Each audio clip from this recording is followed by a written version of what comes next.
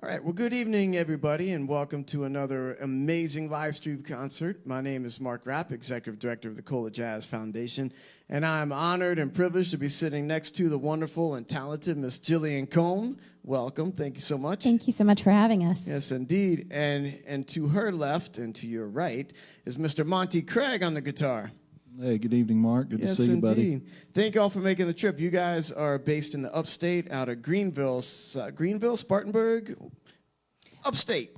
Well, Monty is actually, you were close, very close there. Tell me. Monty is from Greenville at Greer specifically, and I am based out of Charleston, South Carolina. So traditionally we do most of our performing there, although, you know, I don't like to say we're tied to any place. I'd like to go everywhere. And that's very much the impression. That's incredible. I had no idea. So you're out of Charleston. Man, so you met in the middle right here in Columbia, South Carolina. That's perfect. This trip we did, I mean, Monty is quite the road warrior in the fact that he spends so much time traveling, and I'm so thankful for it. Right on. Yeah, definitely. So tell us a little bit about your history. Where did you come from? Who are you? And what is this beautiful voice we're hearing? Oh, well, you're very sweet to say that. You know, for me, music has always been a safe place. I remember making my bed when I was about 3 or 4 and vocalizing, not really words, just sounds, and I felt the vibration of my voice hit me back as I was throwing my blanket up in the air. And I remember feeling this sense of safety. I knew in that moment, even though it wasn't singing, that it was something I was good at and something that I really enjoyed. So yes, my mission statement as a performer is to take people back in time and to renew old memories and to make you feel and, to be a little sentimental, if you will. I love it. Renew old memories. Yeah, definitely. That's fantastic. Music definitely does that.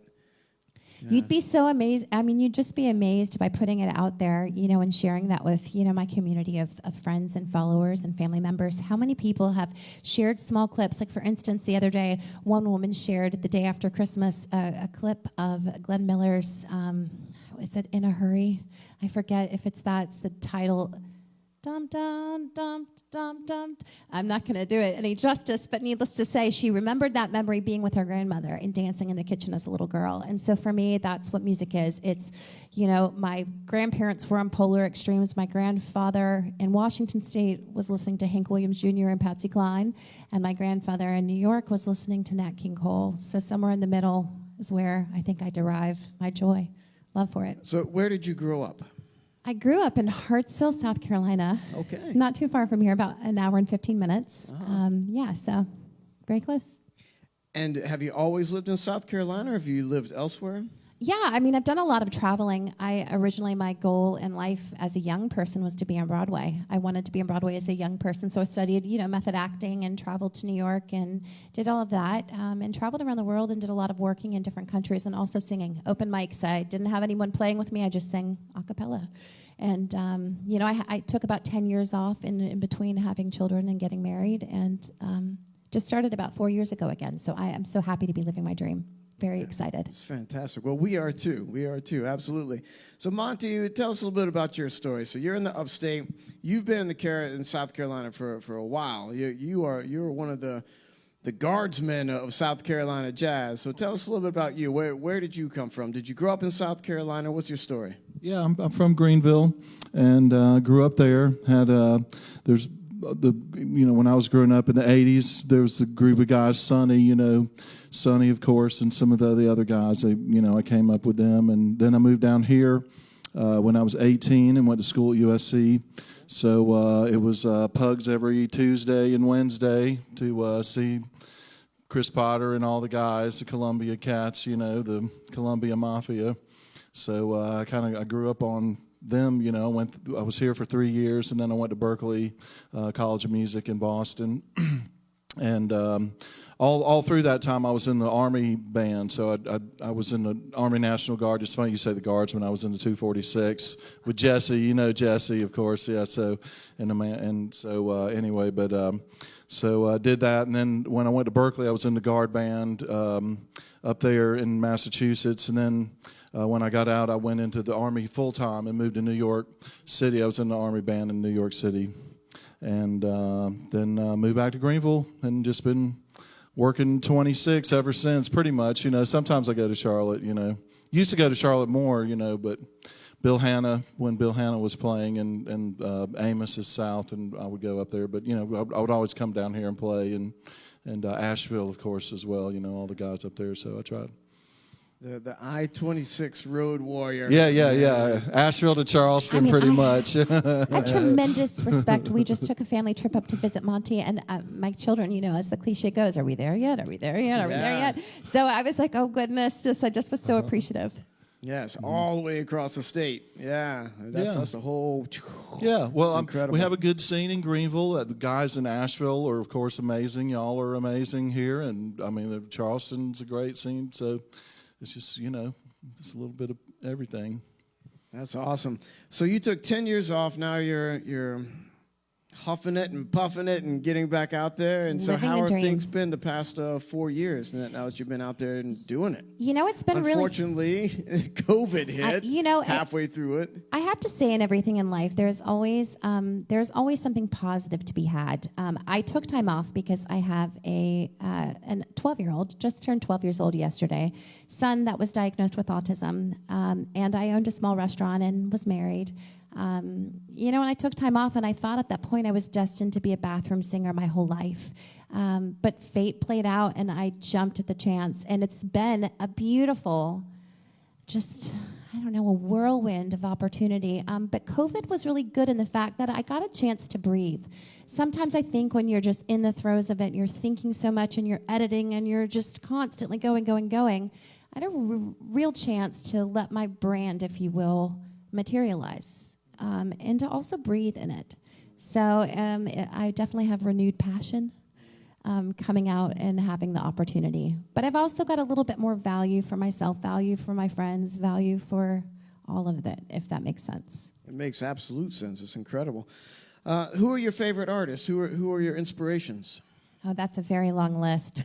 Give me a top couple, and you too, Monty. I like to watch classic films, so it was always the background. I love, obviously, Ella Fitzgerald, Sarah Vaughan, Carmen McRae, Doris Day. I love Doris Day. I love Julie London. I don't know. There's just so many. I'm so inspired continually by so many people. So hard to say. All the people that I mentioned earlier, I feel very blessed to have grown up surrounded by incredible musicians all my life. Charlie Parker, like I said, Chris and all the guys here, so I feel blessed, and it got better as I went to Berkeley, and the first concert I saw was Jack DeJohnette, and Jack was getting his honorary doctorate, and it was Antonio Hart and Kurt Rosenwinkel. They were all students, and a couple other guys, but it was all the who's who of jazz. Wow. It was like 1991, so it was like. That was great. And then going to New York, of course, was the next step. It was incredible, too, to watch all those guys kind of become famous stars, when Smalls just opened, But it was also kind of sad. Village Gate closed when I was there. A bunch of famous clubs closed down at that time, But you still had, like, Augie's and, a couple of, and then all the new places opened, Smoke and those, what's the one in Times Square there? The Iridium, yeah. All those places opened after I left, but so it came back, but it kind of went down. Visione's closed. Sure. But you just got Maria Schneider Orchestra. That was awesome there. So incredible. And then, so what do you two have coming up? What are you excited about in the near future or the distant future? We've had a really, really busy holiday season. I think it was more or less the hope that we needed after, like you said, a kind of quiet few years, year and a half rather. But yes, we're, playing in South Carolina, lots of private events. We do, have a number of public events coming up as well. Those can be found on my website, jilliancone.com. And as I like to say, the sky is the limit. I want to go everywhere. I learned to love jazz working in a jazz club in London at the age of 20. I was emptying ashtrays, and at the point, obviously, I wanted to be on Broadway, But I went to this pub, The Spice of Life, and as I was cleaning, I was singing as I was cleaning so that someone would discover me. But needless to say, I want to go everywhere. I want to sing in London. I want to sing in Edinburgh. I love Edinburgh. I want want to sing in Paris. I want to sing in New York, everywhere. So we'll see. Wherever the opportunity comes a calling. That's awesome. Well, we're very thankful that you two took your time to be here with us tonight and come to Columbia from opposite sides of the state. So my last question I like to ask all of our guests, and I want you to just give me your answer that immediately comes to you. Why do you do it? Why do you perform music? Because I'd be empty without it. I need the stage. I love it. It's the only thing I just knew that I was going to do this all my life. I just love it. Right on. Monty Craig, Jillian Cohn, thank you so very much. We appreciate you. Thank you, Mark. Thank you so much. All right. Someone to hold me tight, that would be very nice. Someone to love me right, that would be very nice. Someone to understand each little dream in me. Someone to take my hand and be a team with me. Oh yes, that would be so nice if one day I'd find someone who would take my hand and samba through life with me. Someone to cling to me, stay with me right or wrong. Someone to sing to me some little samba song. Someone to take my heart and give his heart to me. Someone who's ready to give love a start with me.